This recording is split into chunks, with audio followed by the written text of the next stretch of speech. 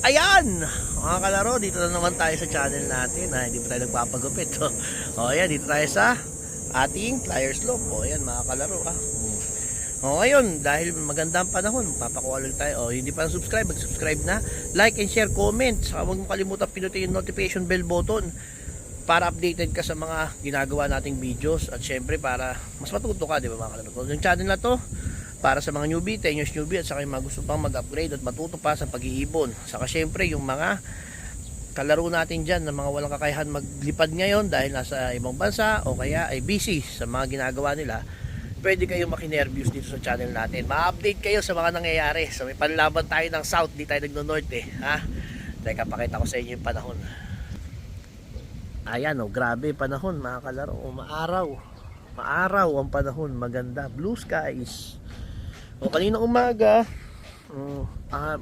may mga madilim na mga ulap, pero ngayon ito, maganda ang panahon. Ayan mga kalaro. Ayan. So ito yung ibon natin.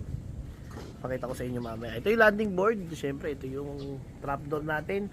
Yung double door natin, ex-machina style. Tapos yung trapdoor sa loob. Ayan mga kalaro. So kanina pinakawalan natin, nilalagay ko dito yan ng alas 6 ng umaga, tapos 9 o'clock pinapapasok natin para kumain, tapos after kumain pahinga sila, tapos ngayon alas 12 pakakawalan natin yung first at second batch. Pakita ko sa inyo mga kalaro. So ito yung loop natin. So ang ganda na bagay itong jealousy dito.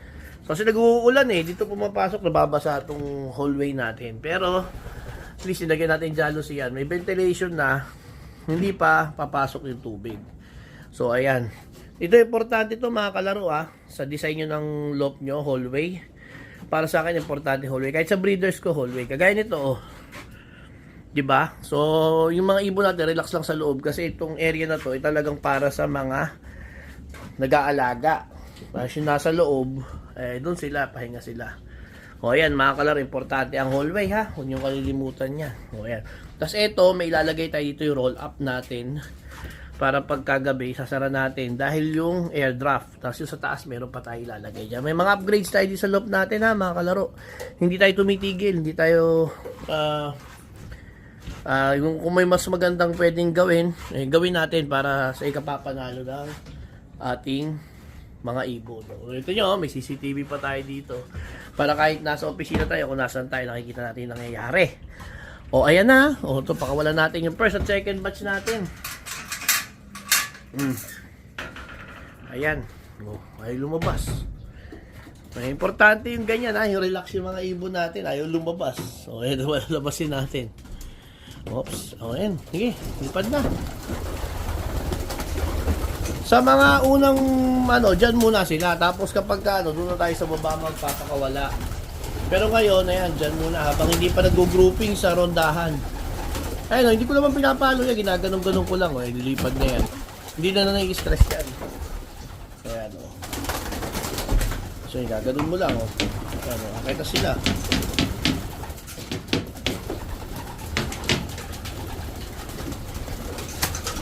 Ayan,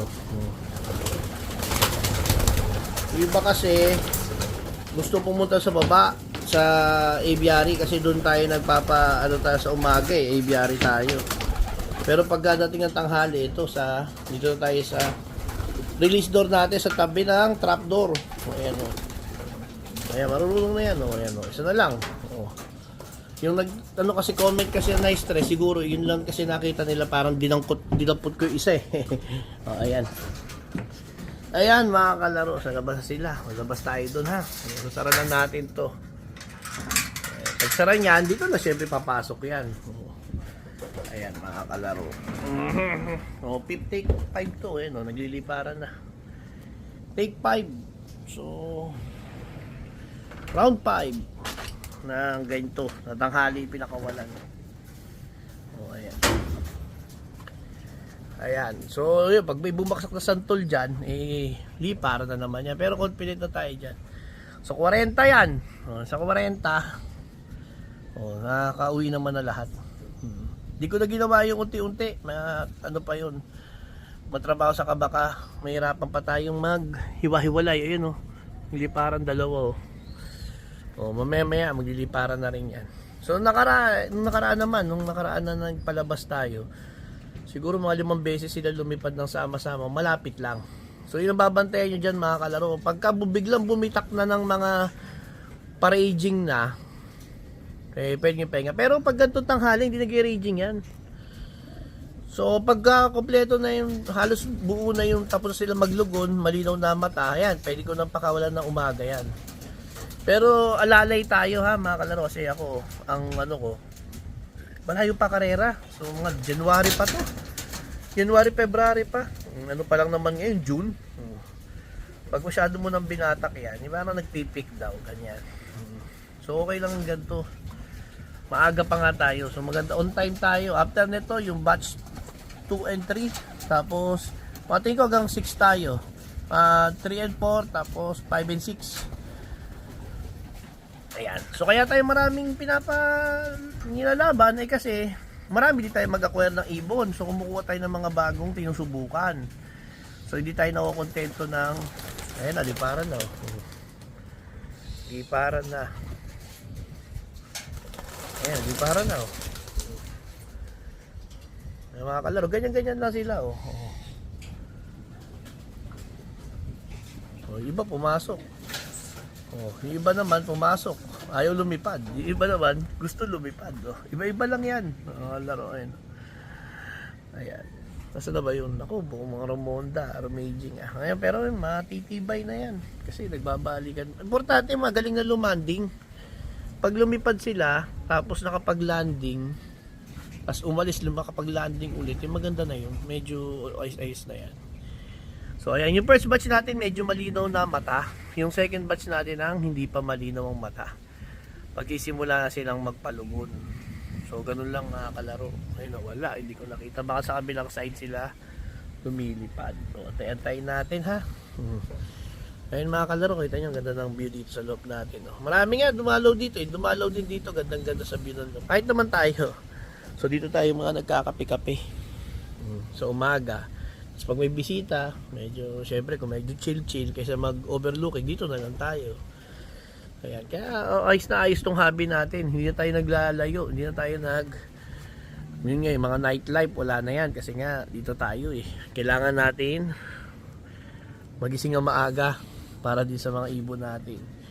Ang kagandahan sa hobby natin, mga kalaro, sa ating mga nag-iibon,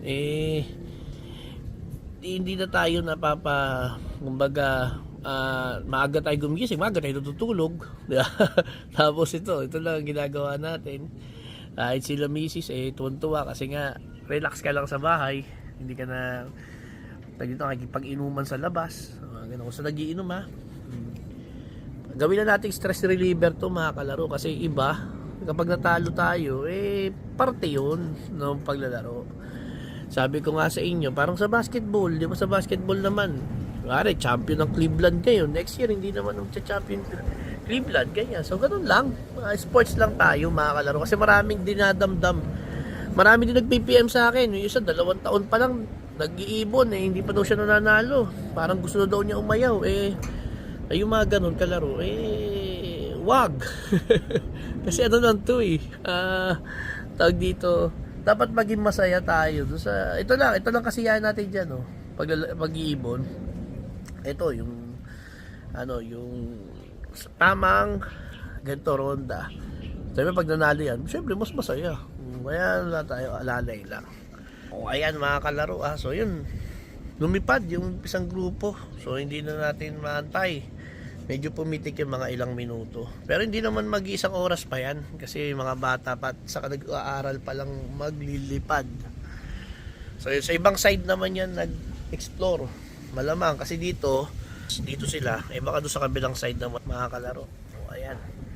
Yung may nagko-comment, mga kalaro, nag-comment, paano daw mag-avail ng mga ibon. Ngayon, mga kalaro, patapos pa lang tayo ng breeding, pero pwede mo mag-PM sa FB. Sa FB natin ito, saka sa yung contact numbers natin, ha. I-add nyo lang yung page natin sa FB, mag-PM kayo doon, ha. Kung gusto nyo mag-avail at gusto nyo subukan ang ating mga bloodline. O ayan na mga kalaro ha. O malapit na tayong mag 2.5 yung pangako ni Press Money. Ipapa-roleta natin yan mga kalaro. Magpo-post ako ng video para doon ha. Okay na ha. Bye!